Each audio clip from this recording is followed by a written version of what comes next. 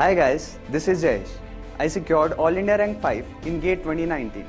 I graduated from IIT Delhi in 2018. After that, for 2 months, I invested my time and energy co-founding a startup with my friends, but it didn't work out well. I was confused and stuck in the middle of nowhere. On the suggestion of my mom, I decided to prepare for GATE and ESC and immediately packed my bag for Delhi. I was confused as to which coaching institute to join, and then in the month of August 2018, I joined the classroom program at IES Master. The flow of classes was so smooth that even 12 hours classes never felt like tiresome. The class notes were very crisp and to the point. They were so well structured that I never felt the need to prepare short notes. Constant motivation from teachers in and out of the class helped me sail through this journey smoothly. The test series was challenging and tested the conceptual clarity as required by GATE. Time was a major constraint for me as I only had 5 to 6 months to prepare.